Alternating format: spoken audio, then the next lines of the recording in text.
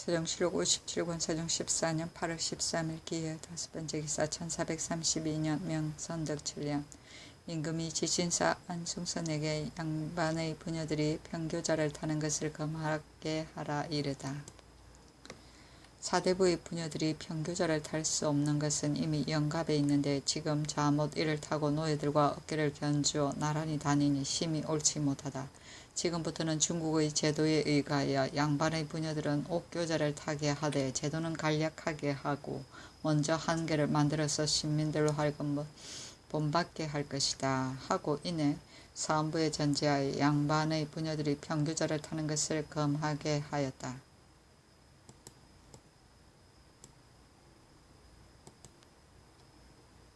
세종실록 57권 세종 14년 8월 13일 기해 6번째 기사 형조에서 장사득이 관인을 위조했으니 차명에 처할 것을 아뢰다. 그대로 따랐다. 세종실록 57권 세종 14년 8월 13일 기해 7번째 기사 좌부대원 송인산에게 사죄하다. 그 교수에 말하기를 수명이 길고 짧은 것은 진실로 이수에 피하기가 어려우나 사후에 영화를 베푸는 은전은 마땅히 처음에서 끝까지 변함이 없어야 될 것이다. 다만 그대는 타고난 천성이 단정하고 마음가짐이 정직하였도다. 직사에 조심하고 조장에 다시 익숙하였도다. 헌부에 있을 때는 탄핵하는 위험을 떨치었고 감사로 임명되었으는 왕명을 널리 선포하는 은혜를 베풀었도다. 경관과 외직을 두루 역임하여 공적을 능히 베풀었도다. 이로써 뽑혀 근신이 되어 오랫동안 서정을 자문하였도다. 이른 아침부터 밤늦게까지 게을리하지 않아서 왕명의 출납을 밝게 하였도다. 바야흐로 은총을 베푸려는 생각이 깊고 더욱 보필의 힘을 입으려고 했는데 어찌 질병이 갑자기 나서 부음이 창졸이 들리는가. 지금 예관을 보내어 가서 변변하지 못한 제전을 드리게 하노라. 좋은 보좌는 이미 다 버렸으나 옛 공적은 잊기가 어려우며 휼장을 이에 더하여 영혼의 어둡지 않음을 위로하노라 하였다. 조장은 조정의 의식과 전장이다. 세종실록 57권 세종 14년 8월 14일 경자 첫번째 기사 상참을 받다. 세종실록 57권 세종 14년 8월 14일 경자 두번째 기사 망제에 쓸 향과 충문을 친히 전하다. 세종실록 57권 세종 14년 8월 14일 경자 세번째 기사 춘추관에서 사초를 잃은 사람에게 은 20냥중을 징수하고 사용하지 않을 것을 아뢰다. 지금부터 사초를 잃은 사람에게는 은 20냥중을 징수하고 사용하지 않으며 그 자손에게 전해받아 잃은 사람에게도 또한 위의 항목에 의하여 시행하소서하니 그대로 따랐다. 세종실록 57권 세종 14년 8월 14일 경자 네번째 기사 임금이 정척에게 양로연에 서민 남녀들이 참여하는 것을 의논하여 아뢰라 이르다. 양로연에 사대부로서 연로자는 참여하게 되는데 명부 연로자는 참여하지 못하게 되니 실로 옳지 못하다. 또 양로원이라 이른다면 서민의 남녀들도 마땅히 모두 참여할 것이니 그것을 제조에게 의논하여 아뢰라 하였다. 황희가 아뢰기를 부녀로서 연로한 자는 거동하기가 어려우므로 대궐 안에 출입하기가 불편할 것 같사오니 마땅히 술과 고기를 그 집에 내리어야 될 것입니다 하니 임금이 말하기를 옛날에는 대궐 안에 말을 타고 온 사람도 있었으니 교자를 타고 바로 자리에 들어오게 하고 여종으로 하여금 곁에서 부축하여 모시게 하고 중궁이 친히 나아가 연회를 베푸는 것이 의리에 해로울 것이 없겠다. 사대부와 명부와 서민의 남녀에게 연향을 하는 의주를 의논하여 아뢰라 하였다.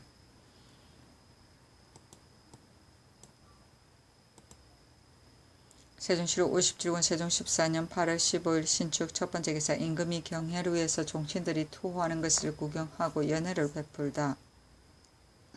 양녕대군 이하 여러 종친들이 투호하는 것을 구경하고 이내 연회를 베풀어 밤중이 되어야 파하였다.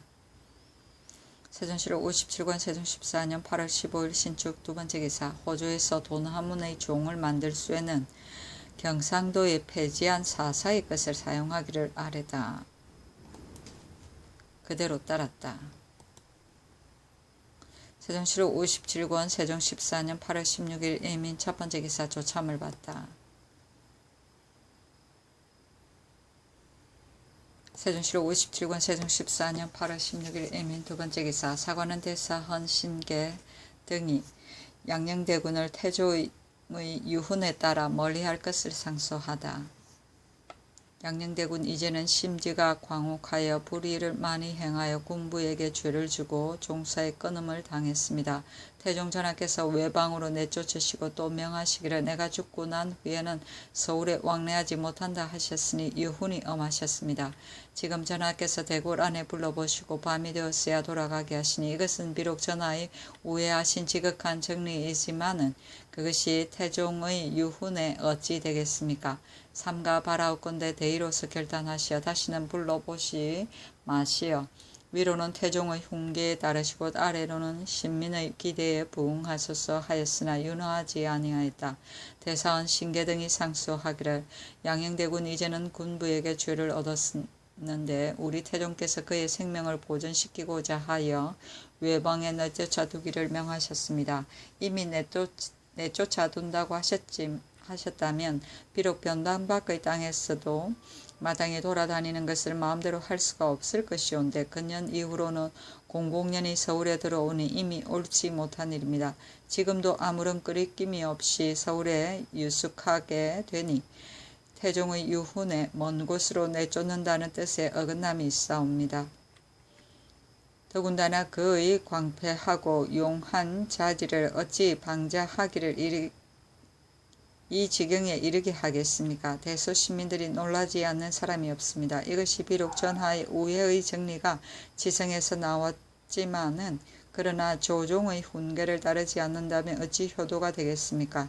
삼가 바라옵건대 전하께서는 대효를 따르시고 사언을 억제해 끊으셔서 다만 존문만을 통하고 그 왕래를 끊는다면 제의 남은 수명도 보존되어 지성으로 우회하여 길이 세상을 마칠 수 있을 것이니 종사에 매우 다행하겠습니다. 하니 임금이 말하기를 진부한 말들을 주어 모아서 서로 서서 오니 전위에 올린 장소를 모두 다 불태워라 하였다.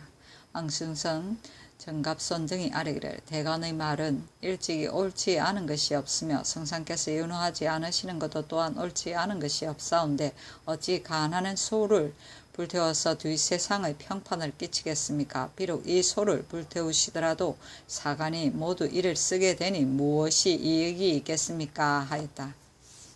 하니 임금이 말하기를 그렇다 하였다. 세종시로 57권 세종 14년 8월 16일 예민 세 번째 기사 예조에서 양로위원회에서 수령과 그의 아내가 친히 접대하는 것이 마땅치 않음을 아뢰다. 예조에서 아뢰기를 각 고을의 양로위원회 부녀들은 수령과 그의 아내가 친히 보고 접대하는 것은 마땅하지 아니하오니 관직이 있는 사람의 아내에게 쌀 한 썩과 술 5병을 관직이 없는 사람의 아내에게는 쌀 한 썩과 술 3병을 그 집에 주고 아울러 어육을 나누어 주게 하소서 하니 그대로 따랐다. 세종시로 57권 세종 14년 8월 16일 예민 네 번째 기사 한성부에서 중들이 군역을 면하려 하니 논제하고 궁대에 충당할 것을 아뢰다. 중의 무리들이 도성 안팎에서 물건을 판매하며 횡행하면서 군역을 면하려고 하니 지금부터는 선종교종과 귀후소에서 매골하는 중과 서책을 장정하고 주자소에서 각자 하는 중과 한정소와 변료의 중 이외에는 임무가 없는 중은 모두 논제하고 군대에 충당하소서 하니 그대로 따랐다. 세종시로 57권 세종 14년 8월 16일 예민 5번째 기사 우의정으로 치사한 유관이 아들 계문의 직첩을 돌려주기를 사항하다.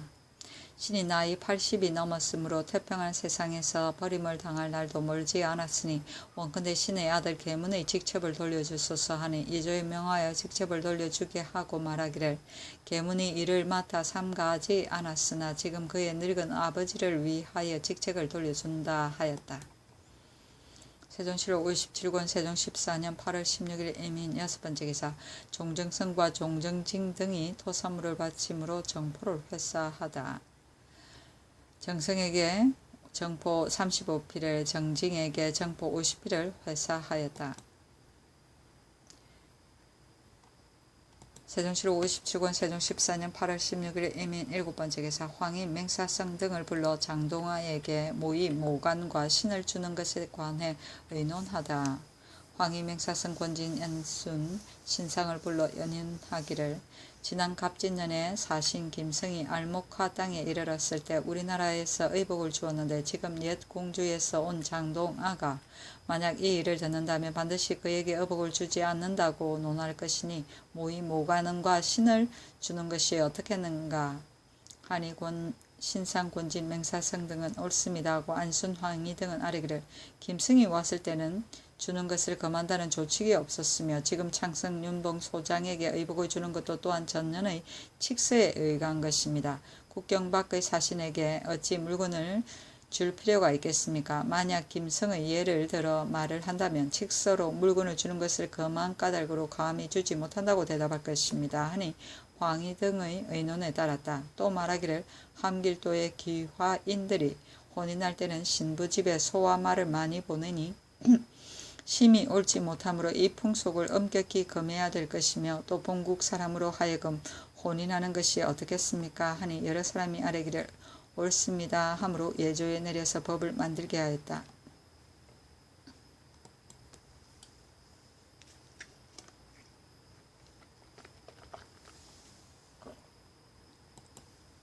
세종실록 57권 세종 14년 8월 16일 이민 여덟 번째 기사 예조에서 상정소와 함께 원묘의 제도를 의논하여 아뢰다. 지금 상정소와 함께 원묘의 제도를 의논하여 후침 5칸을 이어서 뒷세상에서 더 짓지 못하게 하고 매 칸마다 벽감을 만들어 실로 하고 선계를 설치하되 그 체제를 작게 하고 전전은 감시를 만들지 않고 삼간을 통하게 하여 태조는 북쪽에서 남향하게 하고 소 2위는 동쪽에서 서향하고 목 2위는 서쪽에서 동향하게 하고 별도로 의장을 만들어 별처에 간수해 두었다가 제1에 이르러서 선계 각각 한 개를 태조 위 자리 앞에 남쪽으로 가까이 설치하고 소, 목 각 위의 의장은 앞존되어 감히 따로 설치하지 못하니 만약 기일이면 의장을 본위 앞에 설치하여 태조 및 소, 목의 신위를 받들어 내어 전에 놓게 하고 기일에 이르러서 한 신주만을 받들어 내어 전전에 놓게 하며 제양할 때는 전전, 후전의 사이가 매우 가까우므로 의장은 사용하지 않고 후침과 전전의 사이에 월랑을 지어서 신도에 대비하게 하소서 하니 그대로 따랐다. 세종실록 57권 세종 14년 8월 17일 계묘 첫 번째 기사 임금이 편치 못하다. 세종실록 57권 세종 14년 8월 17일 계묘 두 번째 기사 승정원에서 노인으로 천한 자는 양로원에 나오지 말게 하기를 아뢰다.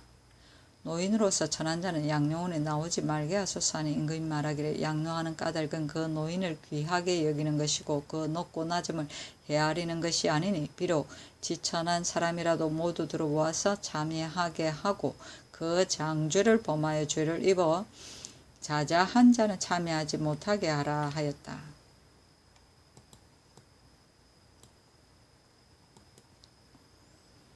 세종실록 57권 세종 14년 8월 20일 병호 첫 번째 기사 내관 한용봉에게 명해 술과 과실을 창장 두 사신에게 주게 하다.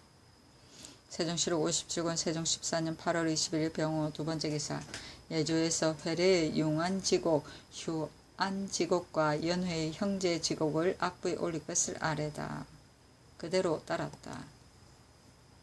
세종실록 57권 세종 14년 8월 20일 병호 세 번째 기사 병조에서 평안도 각 익의 천호 만호 등의 임명에 관해 아뢰다.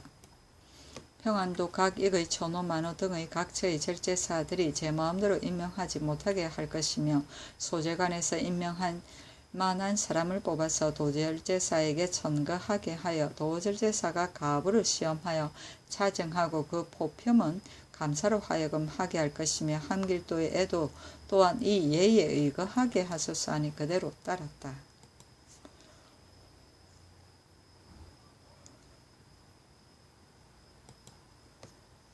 세종시록 57권 세종 14년 8월 21일 정리 첫 번째 기사 고신과 제사의 법을 행하는 것에 관한 대사한 신계 등의 상소문.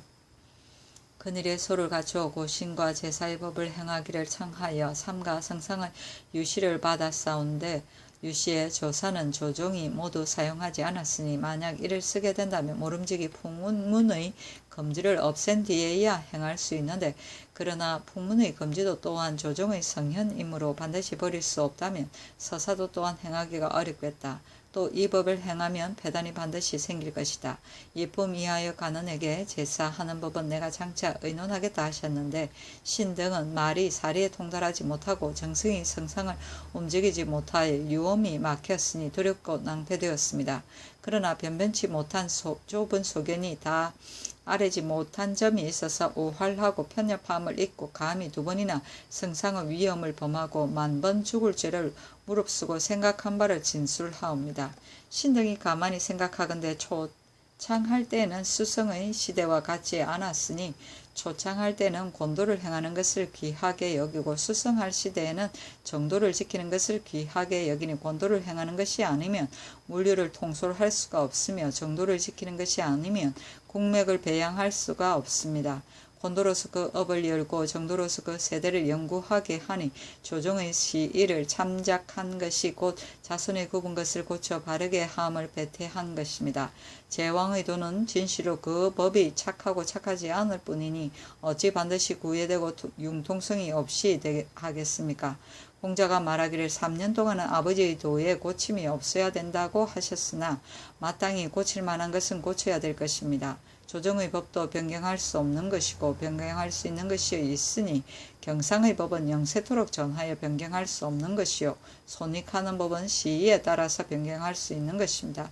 지금 오품 이하의 관원에게 모두 서사를 행하게 되니 진실로 풍문이 아니면 어찌 권선징악하겠습니까?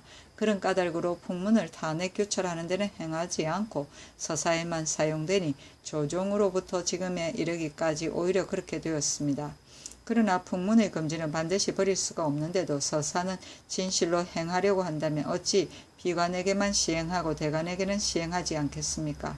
더군다나 대신은 나라의 주석으로서 치란이 매어 있으니 대관 앞에 추주하는 소리들이 각기 한 가지 일만 맡아서 재주가 있다 하더라도 그 행함을 취하지 않는 것에 비할 바가 아닙니다. 옛사람이 말하기를 한 가지 법이 마련되면 한 가지 폐단이 생긴다 하였으니 고금 천하에 어찌 폐단이 없는 법이 있겠습니까? 비록 당우 3대의 법이라도 이를 지금 세상에 시행한다면 폐단이 없을 수 없습니다. 다만 그 법이 폐단이 경하고 중한 것을 분별하여 다스린다면 좋은 법이 될 것이니 받들어 행하는 사람이 그 적중을 잡아서 조치한다면 시행할 수 있을 것입니다.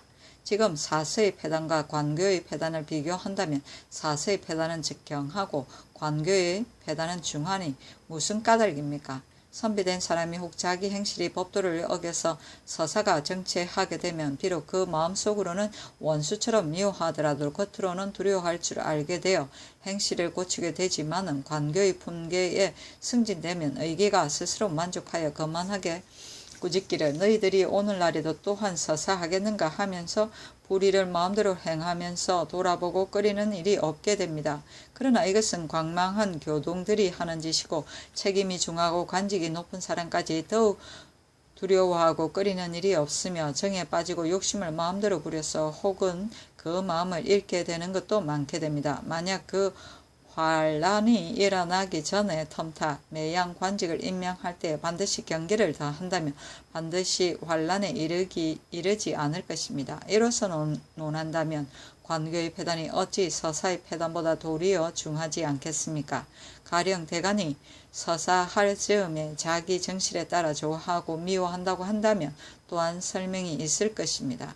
나무는 반드시 스스로 썩은 뒤에 벌레가 생기고 사람은 반드시 스스로 실수한 후에 남이 헐뜯게 되니 비록 엄교하여 사정을 따른 사람일지라도 반드시 그 근거 없는 악명으로서 감히 남에게 죄 씌울 수 없을 것인데 더군다나 대간의 기풍은 법을 지켜 정도를 가지고 고든 말과 의로운 얼굴빛으로서 넘렬한 기운이 그 속에서 발생하게 되니 설령 불초한 사람이 그 사이에 섞여 있어 의기가 소침하여 그 불선을 가리우고 그 선을 나타내게 함이 있더라도 어찌 억지로 이유를 끌어다가 제출하여 남을 악에 빠뜨리겠사오며 무함을 입은 사람도 또한 어찌 즐거이 입을 다물고 악명을 받아들이겠습니까?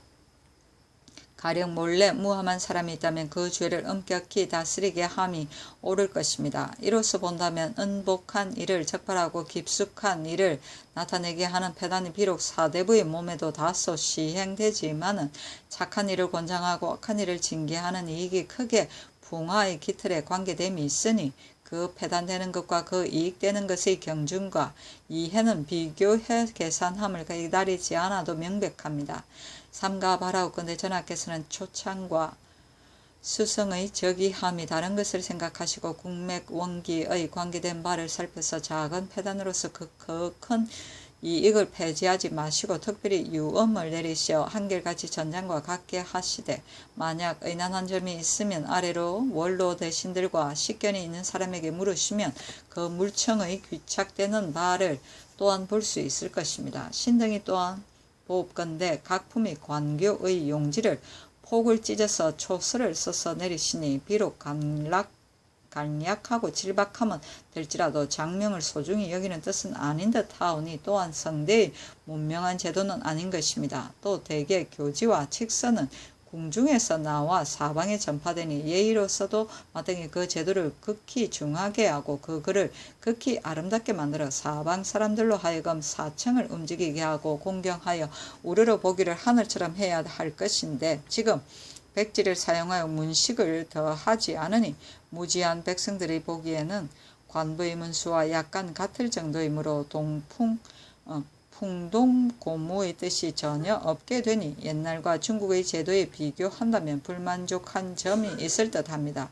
원컨대 모든 교지, 칙지와 관직을 명하는 제사의 체례는 유사에 명하여 역대와 시왕의 제도를 참고하여 시행하시면 매우 다행하겠습니다 하니 임금이 말하기를 내가 소의 뜻을 보니 사람을 감동하게 한다. 그러나 이것이 작은 일이 아니므로 갑자기 시행할 수 없으니 소 끝의 한 조목만은 장차 의논하겠다 하였다.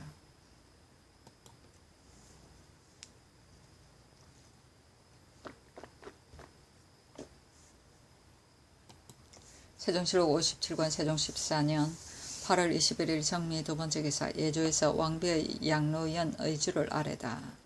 해마다 중추달에 예조에서 좋은 날을 가려서 계문하고 먼저 노부로서 나이 81세 이상 된 사람에게 알린다. 하루 전에 유사가 노부녀의 자리를 국문 밖에 설치하되 땅의 형편에 따라 적당하게 하고 그 날에 상침하고 그 소속을 거느리고 악좌를 왕비의 정전의 북벽에 남향하여 설치하고 노부녀들의 자리를 전상에 설치하고 공주, 옹주의 자리를 왕비의 자리 동남쪽에 설치하되 겹줄로 남향하게 하고 대부인, 부인의 자리를 왕비의 자리 서남쪽에 설치하되 겹줄로서 동양하게 하고 전에 오르지 않는 노부녀의 자리는 동서쪽의 행랑 아래에 설치하되 모두 위의 의식과 같이 하고 서인 노부녀의 자리를 전정 동서쪽에 설치하되 겹줄로서 서로 마주보게 하여 북쪽이 위가 되게 한다. 사학이 헌현을 진정에 진열하고 휘를 전상의 서계 서쪽에 동양하여 설치한다. 사찬이 노부녀의 배위를 전정에 설치하고 공주 이하의 배위는 동쪽에 있게 하고 대부인이 이하의 배위는 서쪽에 있게 하되 모두 겹줄로 북향되게 하고 상대하여 우두머리가 되게 한다. 노부녀는 남편의 관작을 따르고 남편이 없으면 아들의 관작을 따른다. 서인 노부녀의 배위는 조금 뒤에 있게 한다. 내 알자가 노부녀의 자리를 정문 밖의 동서쪽에 설치하되 모두 겹줄로서 서로 마주보게 하고 북쪽을 위가 되게 한다. 사찬의 자리를 동계의 동남쪽에 설치하여 서양하에 설치하고 전찬 두 사람의 자리를 사찬의 남쪽에 설치하되 조금 뒤로 물려서 서로 서양하게 하고 상식은 준을 전상의 남쪽으로 가까이 북향하에 설치하되 점을 설치하고 작을 올려놓는다. 전에 오른 사람의 준은 전계의 위의 동서쪽에 북쪽 가까이 설치하고 전에 오르지 않은 사람이 주는 그 각기 그 자리의 앞에 설치한다. 여러 위에서 소속을 거느리고 문에 둔치고 의장을 배열하고 정문 밖에 포진하기를 보통의 의식과 같이 한다. 노부녀들이 시각에 따라 공문 밖의 자리에 모이면 상의가 중음을 개창하고 사부가 인을 받아다 드리기를 법식대로 하여 모두 내합에 나아가서 받들어 맞이한다. 사악이 여공인을 거느리고 들어와서 자리에 나아가고 전악이 올라가 피를 드리는 자리에 나아간다. 사천이 먼저 들어가 자리에 나아가고 내전인이 노부녀들을 인도하여 모두 정문 밖의 자리에 나아간다. 상의가 외판을 아래에 왕비가 나오는데 산선과 시위는 보통의 의식과 같이 한다. 왕비가 장차 나오려 하면 전악이 휘를 들고 정한 직악을 연주한다. 왕비가 자리에 오르면 사보가 인을 받들어 자리 앞에 두는데 안은 보통 때와 같이 한다. 전악이 휘를 눕혀 풍악에 그친다. 사빈이 노부녀를 인도하여 차례대로 자리에 들어와서 쓰면 사찬이 재배하라 하고 전찬이 이를 받아 찬한다. 서안지악을 연주한다. 노부녀가 재배하고 일어나면 풍악에 그친다. 사은이 앞으로 나아가서 영을 받고 물러나와 정계에 다다라 동양하여 서서 영을 전하기를 노부녀의 맞이하여 전에 올라왔다가 시비로 돌아가라 하면 사빈이 노부녀로서 마땅히 전에 오를 사람을 인도하여 서계로 올라가서 자리에 오르게 하고 전에 오르지 못할 사람도 또한 인도하여 자리에 나아가게 한다.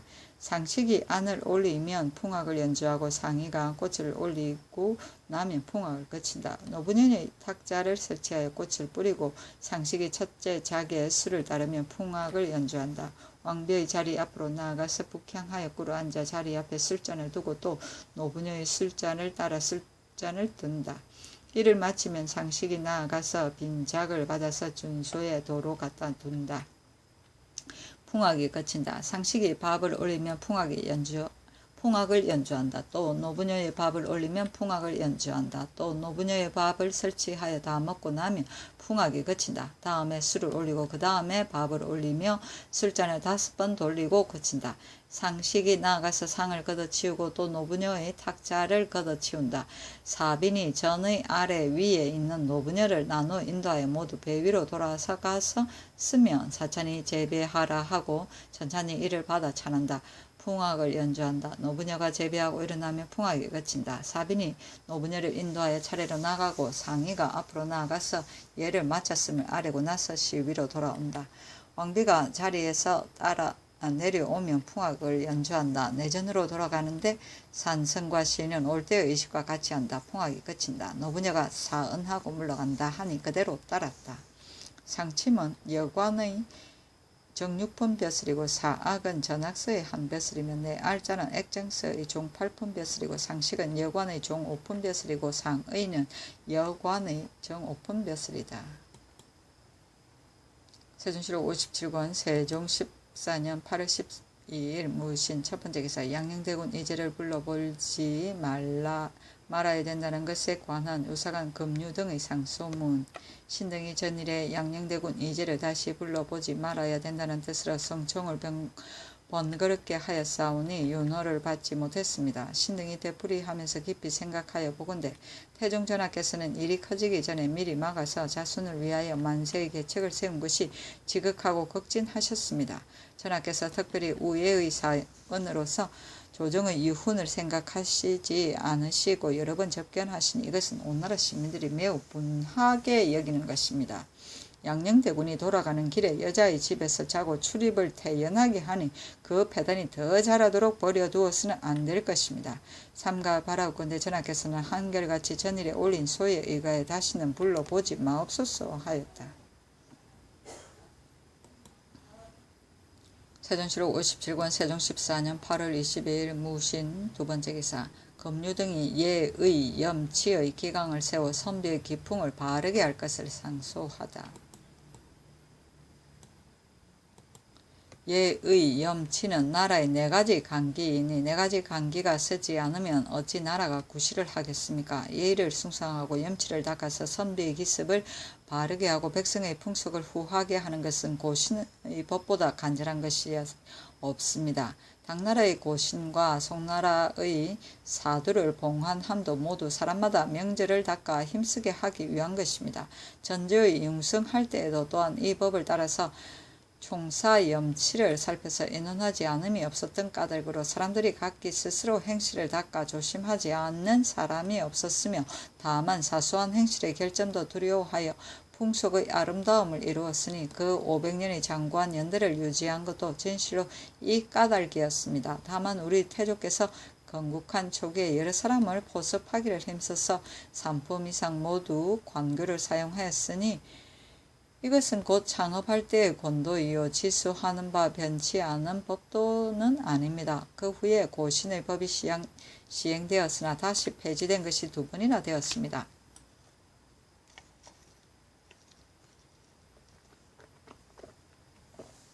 사품에 이르기까지 또한 관교를 사용하게 되니 신등은 생각하기를 신하된 노리는 책임이 더욱 크게 되니 마음이 더욱 작아져야만 그 직책을 능히 다하게 되는 것인데 고신의 법을 다만 5품 이하의 관원에게만 시행하게 되는 까닭으로 대부의 관직에 있는 사람은 자기의 잘되고 잘못된 것은 공론이 미치지 못할 바라고 생각하여 다시 기탄함이 없으므로 염치가 시행되지 않고 선비의 기풍이 서지 않으니 어찌 태평한 시대의 성전에 결점이 있지 않습니까? 더군다나 스승할 때는 진실로 창업할 때와 같지 않으니 삼가 바라옵건대 서경고신의 법은 한결같이 사음부의 진술에 의하여 4가지 강기를 쓰게 하고 선비의 기풍을 바르게 하소서 하니 임금이 말하기를 내가 이미 이를 알고 있다 하였다. 세종시록 57권 세종 14년 8월 22일 무신 3번째 기사. 예조에서 아도고 피고 등의 남아서 거주하기를 원하니 돌려보내지 말 것을 아뢰다. 예조에서 충청도 감사의 관문에 의하여 아뢰기를 지금 돌려보내기를 청한 외인으로 공주에 거주하는 아도고 피고시라 이로시로 등이 모두 남아서 거주하기를 원하고 있으니 돌려보내지 마소서 하니 그대로 따랐다. 세종시록 57권 세종 14년 8월 26일 임자 첫번째 기사. 이조판서 허조가 전 대제학 이행을 서울에 머물러 두게 할 것을 아뢰다. 전 대제학 이행이 지금 부름을 받아 서울에 왔으나 그 사위 김훈의 일을 징계하여 사직하기를 청하고 강음에 거주한 지가 여러 날이 되었는데 지금 그 손자 이자가 양녕대군의 사유가 되었으므로 후환에 있을까 두려워 다시 물러가 강음으로 돌아가고자 합니다. 고적을 물으려고 한다면 이 늙은이와 같은 사람이 없으면 서울에 머물러 두기를 청합니다 하니 임금이 말하기를 그 사람을 머물러 두라 하였다.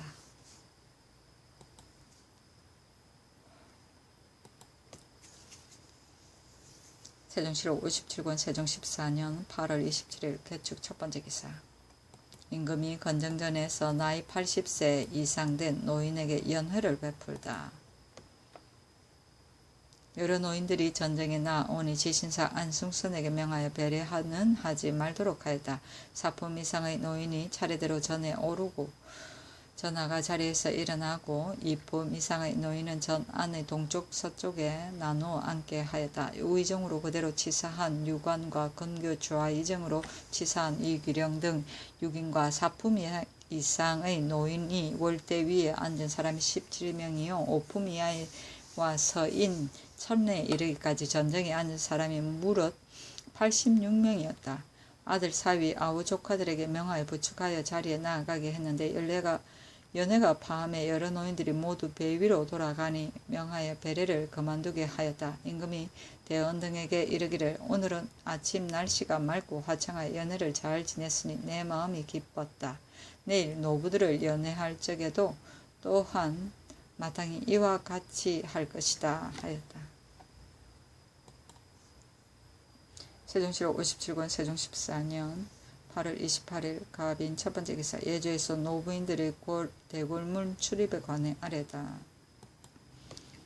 노부인들이 대궐문을 출입할 때 1품, 2품의 노부인에게는 교자를 매는 노를 4명, 수종하는 비를 3명으로 하고 9품 이상의 노부녀에게 교자를 매는 노를 4명, 수종하는 비를 2명으로 하고 연회에 나올 때는 1, 2품의 노부녀에게는 부축하는 비를 2명으로 하고 능히 걸음을 걸을 수 있는 사람에게는 부축하는 비를 1명으로 하고 3품 이하의 노부녀에게는 부축하는 비를 1명으로 하고 능히 걸음을 걸을 수 있는 사람에게는 부축하지 못하게 하소서 하니 명하여 양민과 천인에게는 모두 1인으로 하여금 부축하게 하였다. 세종실록 57권 세종 14년 8월 28일 갑인 두번째 기사 중궁이 사정전에서 나이 80세 이상의 노부에게 연회를 베풀다. 2품 이상의 노부로서 작고한 도순문사경의 아내 곽씨 등 14인은 전 안의 동서쪽에 나누어 앉고 4품 이상의 아내 30인과 9품 이상의 아내 66인과 공천 사천의 부녀 118명은 좌우의 행랑과 뜰에 나누어 앉았다. 세종실록 57권 세종 14년 8월 28일 갑인 세번째 기사 송원의 제도에 따라 악을 제정할 것에 관해 유산우리 상소문 삼가 송감을 보건대 고려에 연향악을 내린 것을 쓴 것이 있으니 이것은 고려의 예종 때입니다. 동인문에 그 내린 악기를 받은 수요를 상세히 기재했으니 등가에 금 1현, 3현, 5현, 7현, 9현이 각각 2면이고 슬은 2면뿐입니다. 지금 회례의 악기 가운데서 금이 6면이고 슬이 6면이므로 송나라 제도와 같지 않으니 신은 거기 의심이 있습니다. 휘중이 비록 파천한 임금이라 하지만은 송나라의 문헌이 어찌 증거가 없겠습니까? 더군다나 원나라 지정 기축년에 신안 이무가 찬수를 한 대성악보 가운데도 금은 5가지 제도인데 1현에서 9현까지 각기 도보에 있어서 손바닥을 가리키듯이 아주 명백하니 금이 5가지가 있는 것은 오래되었습니다. 신등은 듣자하건대 한 시대가 일어나면 반드시 한 시대의 제작이 있다 하는데 예를 마련하고 악을 제정하는 것이 진시로 쉽지 않은 일입니다. 지금 전하께서 악을 바로잡고 윤례를 행하여 옛날의 연항을 하는 풍악을 회복하였으니 마땅히 송원의 제도를 따라서 한 시대의 악을 이루어야 될 것입니다. 신이 일이 이미 성취되고 난 후에 간해서 말해야 되지 않을 줄을 모르지는 않지만은 그러나 보는 데서 복종하고 안 보는 데서는 비난하는 것은 신으로서는 실상 할 수 없습니다. 하였다. 상정소에 내려서 함께 의논하기 아닌 황희, 맹사성, 권진, 허조, 정초 등이 아뢰기를 삼가 살펴보건대 동인문에 기재된 대성악은 금이 1현, 3현, 5현, 7현, 9현이 각각 2면이 있고 슬도 또한 2면이 있으며 또 금이 1현, 5현과 3현과 13면과 5현 10면과 7현 16면과 9현 16면이 있으며 슬도 42면이 있습니다. 대체로 대성악이 본뒤 옛날 것에 합하지 않고 휘종이 내린 것도 또한 진열하는 법이 없으며 그 수요이 많고 적은 것이 같지 않음이 이와 같으니 아마 일부로서 합하여 진열한 풍악이 아닌 듯합니다. 또한 문헌 통구를 살펴보건대 대성부는 일찍이 1현, 3현, 7현을 폐지하고 다만 5현만 보존하였다고 하니 그것이 오음의 정성을 얻어 여러 금보다 가장 우수했기 때문입니다. 대개 금은 본래 순임금의 5현이었는데 후에 문왕무황의 2현을 보태어 7현이 된 것입니다. 지금 회례에 진설한 악기 가운데서 금이 6면이고 슬이 6면인 것은 본래 진시, 악세의 천자 회례 등가도의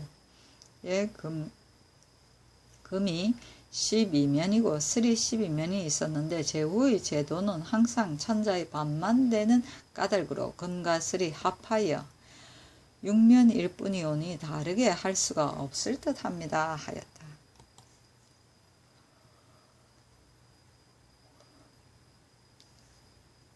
세종실록 57권 세종 14년 8월 28일 갑인 네 번째 기사. 예조에서 종정승이 사찰을 세우고자 미국을 저축하였는데 허락하지 말 것을 아뢰다. 종정승이 사찰을 다시 세우고자 하여 미국을 요청했는데 만약 흉년으로 인하여 곡식을 팔라고 한다면 마땅히 주어야 하지만 지금 절을 수리한다고 하니 마땅히 허락하지 말아야 할 것입니다 하니 명하여 상증소와 함께 의논하게 하였다. 여러 사람들이 아뢰길 그 말이 옳습니다 하므로 그대로 따랐다. 세종실록 57권 세종 14년 8월 28일 갑인 다섯 번째 기사. 경조에서 임가라에게 무략 있는 사람과 통사를 보내 강금을 탈환할 것을 아뢰다. 여영군 소부리 구자의 군인 이원봉의 의자 박강금을 거느리고 제 마음대로 작은 배를 타고 강을 건너서 직을 뱀으로 지휘 임가라 등 5인이 강금을 사로잡아 구자별차를 불러 말하기를 너희들이 우리의 도망한 종을 숨겼으므로 우리도 또한 사로잡아 간다 하고 하였습니다. 가라는 가까운 땅에 살면서 아침에 갔다가 저녁에 돌아오기도 하고 소금과 장을 구걸하여 살면서 사람을 사로잡아 갔으니 지극히 간악한 일입니다. 청컨대 무략에 있는 사람과 통사를 보내 호성군을 헤아려 주어서 의리를 들어서 계유하고 강금을 탈환하소서 하였다.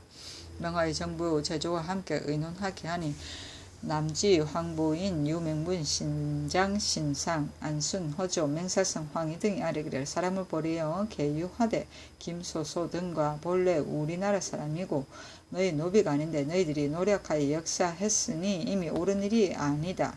지금 본토에 돌아온 것이 진실로 그의 정리인데 너가 어찌 도리어 분한 마음을 내어 몰래 우리 사람을 빼앗아 갔는가. 마땅히 곧 돌려보내 후회가 없도록 하라 할 것입니다 하고 김익정 조계성 권진 등은 아뢰기를 사람을 보내 효유하기를 비록 간절히 하더라도 이익을 탐하는 무리들이 반드시 듣지 않을 것이니 아직은 사람을 보내지 말고 저들이 다투기를 기다려 위의 항목의 말로서 되풀이하여 효유할 것이니 저들이 만약 듣지 않고 분한 마음이 더욱 심하면 김소소 등을 주어 돌려보내는 것이 옳겠습니다 하니 황희 등의 의논에 따랐다. 세종실록 57권 세종 14년 8월 28일 갑인 여섯 번째 기사. 장정안이 초립 2개와 죽함 1개를 청구함으로 주게 하다. 세종실록 57권 세종 14년 8월 29일 을묘 첫 번째 기사. 예조의 국역에 관해 전지하다. 지금 6조를 상고해보니 부모가 나이 70세 이상이 된 사람과 8세 이하의 아이로서 계모가 없는 사람 모두 예전 제도에 따라서 시행하고 아들 셋 이상을 낳고 국역에 종사하는 사람은 그 아버지의 역에 면제하고 5 아들 이상이 국역에 종사하는 사람과 독질이 있는 사람으로서 아들 하나가 있는 사람은 나이 비록 70세가 되지 않았더라도 또한 시정한 사람을 주고 그 중에 90세 이상이 된 사람은 그 집의 부역을 면제해 주니 그것이 양로의 의리에는 극진하지 못한 것 같다. 부모가 나이 70세 이상이 된 사람과 독질이 있는 사람은 비록 나이가 70세가 차지 않더라도 시정한 사람을 주고 만약 여러 아들이 먼저 죽었으면 여러 손자 가운데서 시정한 사람을 주고 친손자가 없으면 외손자에서 시정한 사람을 주고 외손자가 없으면 조카와 종손 가운데서 시정한 사람을 주고 나이 80세 이상이 되면 복호하고 거느리고 사는 인정 10인이 경작하는 토지가 10열 이상이 되면 복호하는 한계에 들지 않으며 80세가 된 사람의 아들로서 벼슬하는 사람은 돌아가서 부모를 복양하게 하고 만약 부모가 종사하기를 원하는 사람도 또한 한두 사람으로 하여금 돌아가서 부모를 복양하게 하고 여러 아들이 먼저 죽은 사람은 또한 친손자로 하여금 돌아가서 복양하게 하고 90세 이상이 된 사람의 여러 아들에게는 모두 시정을 주고 비록 종사하는 사람이더라도 모두 돌아가서 복양하게 하고 인정과 전지 많고 적은 것은 계산하지 않고 복호하고 계모가 없는 어린 아이로서 10세 이하가 된 사람은 그 아버지의 역을 면제해주고 세 아들 이상의 군역에 종사하는 사람도 또한 아버지의 역을 면제해주고 5 아들 이상이 군역에 종사하는 사람은 그 아버지가 비록 나이 70세가 되지 않더라도 시정한 사람을 죽게 하라 하였다. 독질은 불구자이다.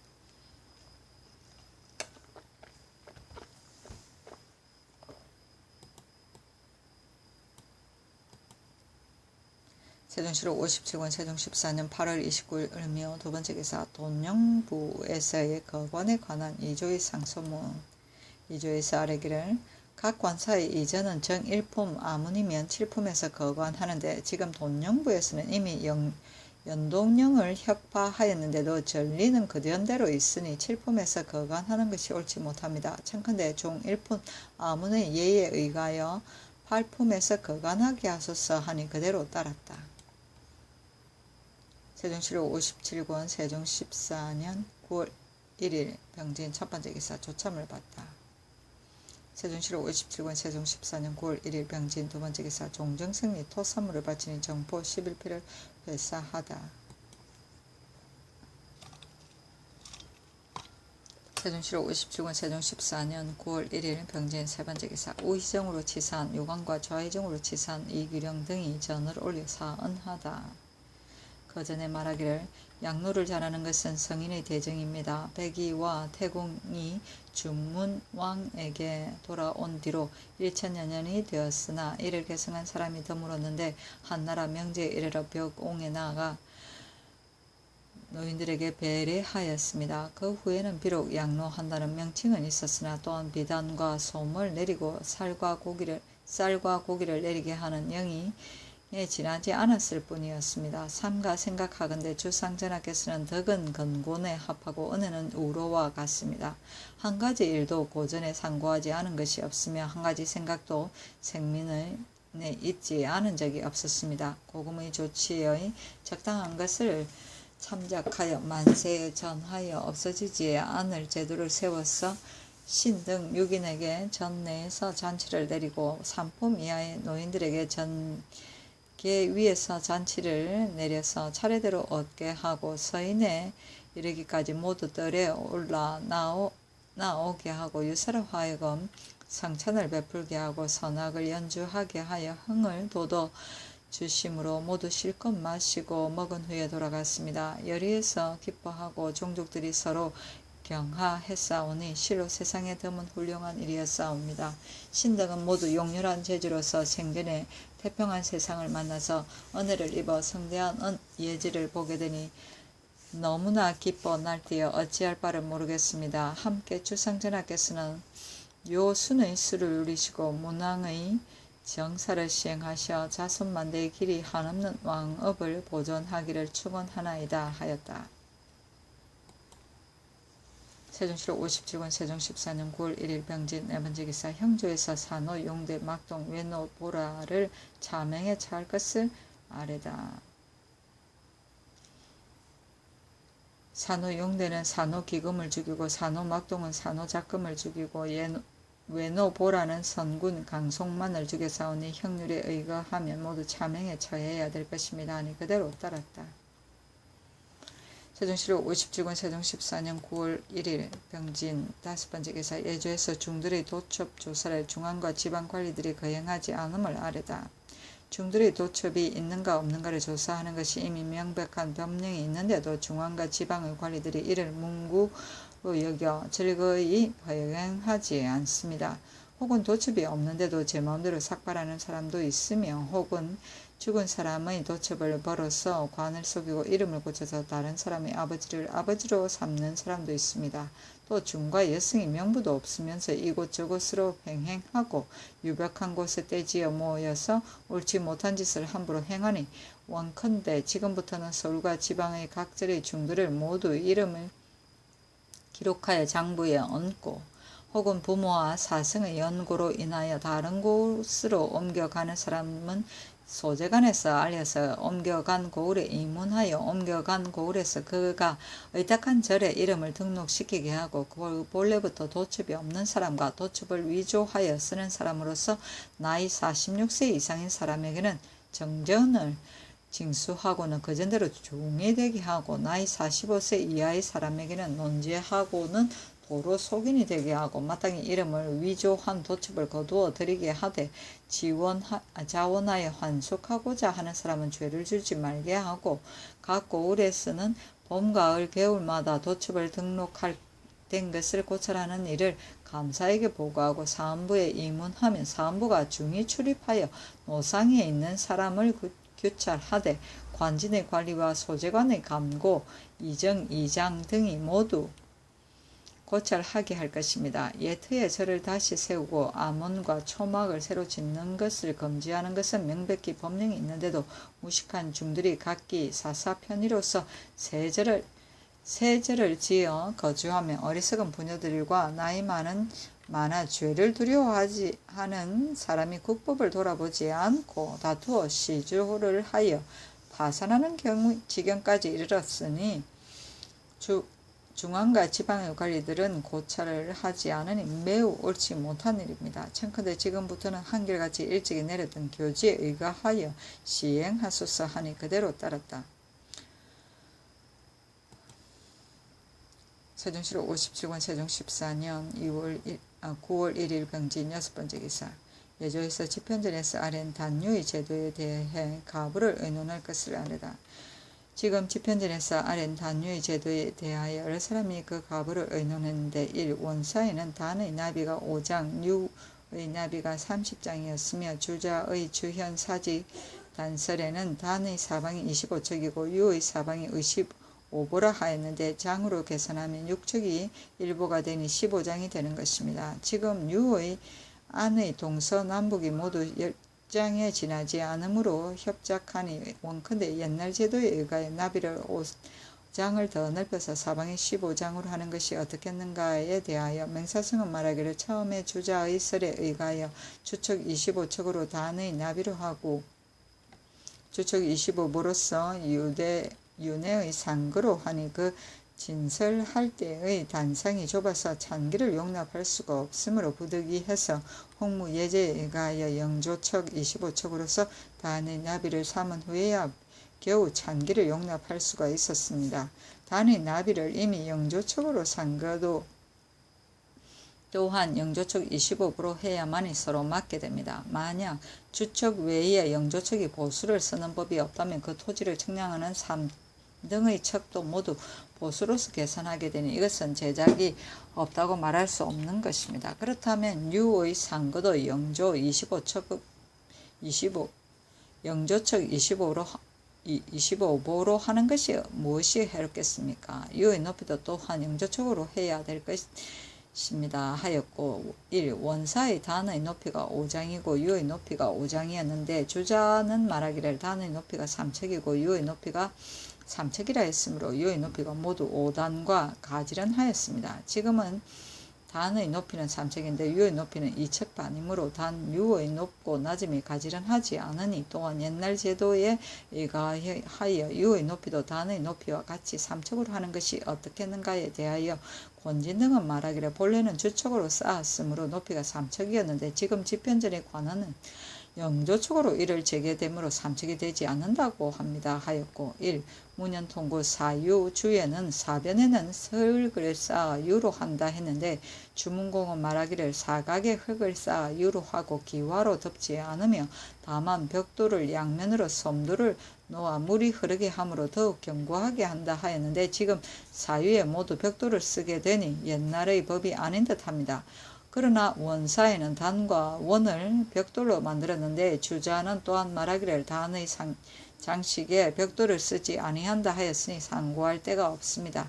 남방은 흙이 거칠고 섬돌을 쌓지 않으면 쉽설이 무너질 것이오니 지금 이 설에 의방하여 그전대로 만들 때 다만 백색 석화를 사용하여 틈을 바르지 말게 함이 어떠하겠는가에 대하여 여러 사람이 말하기를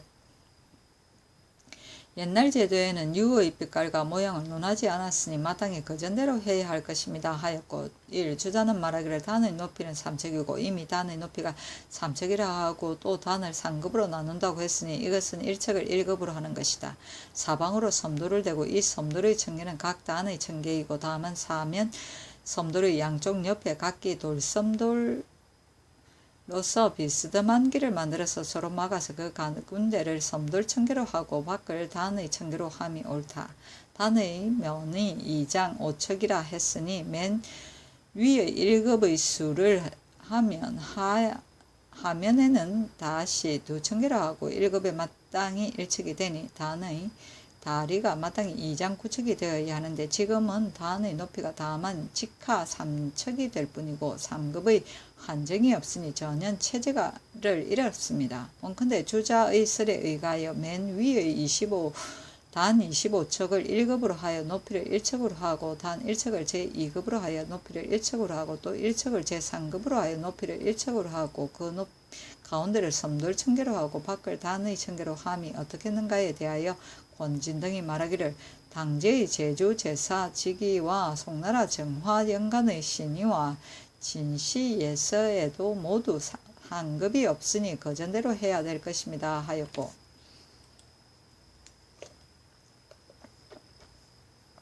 1. 원사에는 대사와 대직 두 단의 나비가 5장이고 사는 동쪽에 있고 직은 서쪽에 있고 상거가 5장인데 지금은 단의 높이가 25척인데도 그 두 단의 사이가 5척이니 너무 가까운 것 같습니다. 원나라 제도에 의하여 두 단 사이의 상거를 또한 단의 사방 나비와 같이 25척으로 하는 것이 어떻겠는가에 대하여 여러 사람이 말하기를 원나라 제도는 단의 높이가 5장이므로 상거도 또한 5장인 것이 적당했지만은 지금은 단의 높이가 3척이나 상거가 8척이라 만 거의 적중하게 될 것입니다 하였고 1.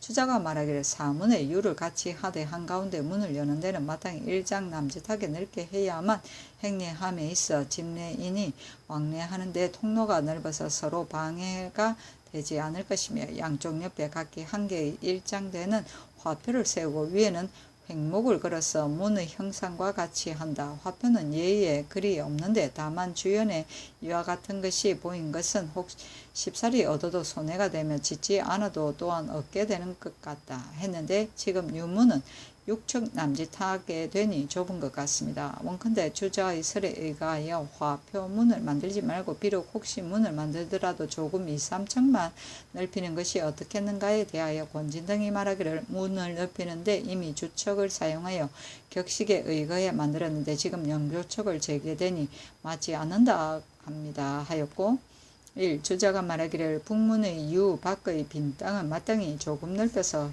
헌관의 자리를 용납해야 한다 했는데 지금 만약 유의 나비를 더 넓힌다면 유 밖이 조금 좁아지고 북쪽 밖의 원장도 또한 적당하게 더 크게 함이 어떻겠는가에 대하여 신상이 말하기를 유의 나비는 이미 옛날 제도에 의거하여 만들었는데 어찌 더 넓게 필 필요가 있겠습니까 하였고 1. 장도에는 유의 원장에 사문이 있는데 밖의 원장에는 다만 북문만 있어 기와로서 덮었는데 지금 유의 밖의 원장은 사면이 모두 창을 버려놓은 홍문이 있으니 또한 주자의 설에 의하여 밖의 원장에는 다만 북문에만 귀화를 덮게 하는 것이 어떻겠는가에 대하여 여러 사람이 말하기를 당제와 홍무 예제의 부주현 의 사직도에 모두 사문이 있습니다 하였다. 1. 원나라 제도에는 외유 안쪽의 북쪽 원장 아래에 집 7칸을 세워 남쪽으로 두 단을 바라보아 풍우를 방비하게 했는데 주자가 말하기를 유 밖의 빈 땅의 북방에 바로 제청을 지어